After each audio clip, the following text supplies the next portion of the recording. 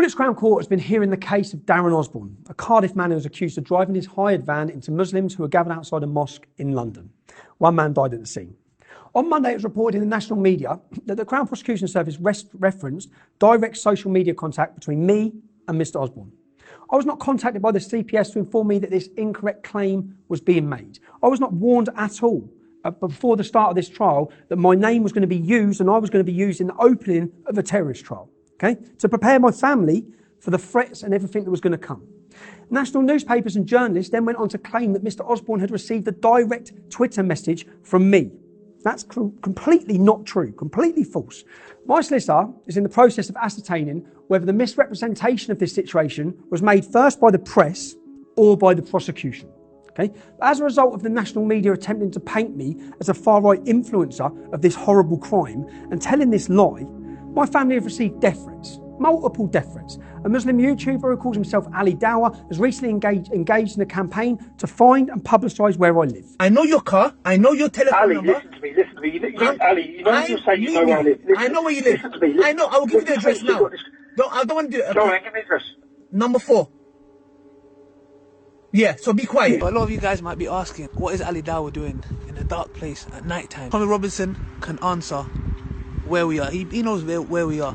Which has led to an address my family lived in 10 years ago being outed as my address. This has led to police guard at the address. After Ali Dawah publicly claimed I lived at number 4, multiple Twitter accounts began sharing this old address with photos of the property, putting an innocent family at risk.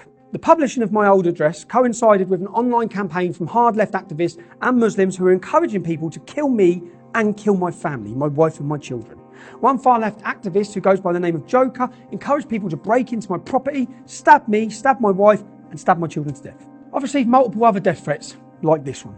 I will cut your mother, you will eat your mother, then I will beat you because you're small. 15-inch bar, look at that. I'm telling you, I will kill you and take your merchandise. You bloody kuffar, pray to your Lord, because I will kill you and take your merchandise.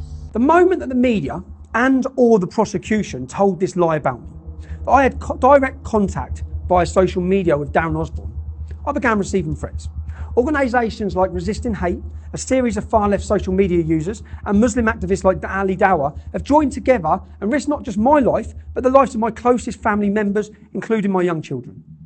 And what's shocking is that the police have never, not once, done anything about this. For 9 years, I give them time and time again evidence of threats to murder my family. Not just me, murder my family. Not one single arrest. This is what it's like to defend freedom and fairness in 2018 Britain. Standing up and telling the truth results in anti-fascist campaigners and radical Muslims working together to get me killed. And as a result of these vile actions, an innocent family has had their home plastered all over the internet and now require police protection.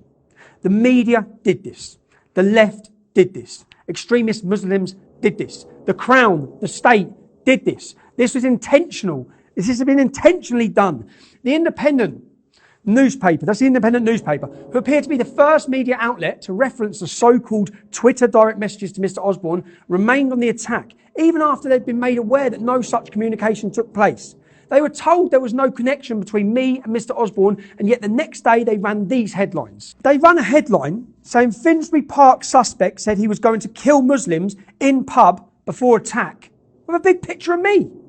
What's the picture of me doing there? How is there a picture of me on that? Surely they should be using a picture of him. What did I do? I'm not even involved in this case. I've had no contact with the man. Yet they're using a picture of me. My picture is plastered across the whole country's media. They appear to be trying to connect me with this alleged murder. Meanwhile, a real threat to this country remains at large. 5 victims died and 49 were hurt in the Westminster Bridge attack. 8 victims died and 48 were injured in the London Bridge attack. 22 were killed and 512 injured in the Manchester Arena attack. And instead of tackling and opposing this ongoing threat, the media, the politicians, the activists are ganging up to blame the terrorism on me. I'm no longer taking this lying down, okay? I'm not going to accept the police failing to act on these threats anymore. This time I'm fighting back. I want every single journalist who made this false claim to know you're not going to get away with it this time. As a result, me and my solicitor have put together an official complaint which reads as follows. This is a letter before action to give notice of the intention to commence proceedings in the County Court under Section 2 and 3 of the Protection from Harassment Act 1997. In relation to your newspaper's inaccurate and harassing reporting of this involvement with Mr. Darren Osborne, the defendant in the Finsbury Park mosque attack criminal trial.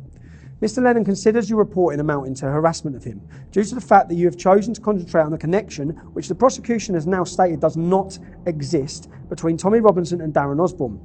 This inaccurate reporting has led to suggestions that he had in some way influenced Mr. Osborne to carry out the attack. In particular, your newspaper ran a live blog on the 23rd of January 2018 in which it was reported at 11:27 Mr. Osborne received at least 2 direct Twitter messages from Tommy Robinson.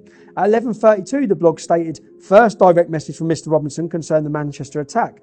At 11:40, your blog reported, second Twitter direct message from Tommy Robinson to Mr. Osborne came on the 14th of June.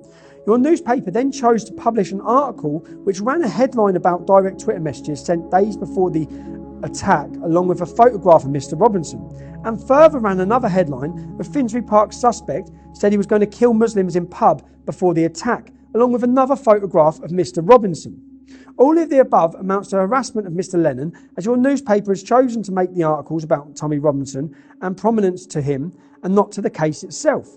Despite the fact that the Crown Prosecution served this case is that the only connection between Tommy Robinson and the criminal case is that Mr. Osborne had 2 screenshots on his phone of a generic email sent by Rebel Media, Mr. Robinson's employer, to a distribution list of more than 1 million subscribers.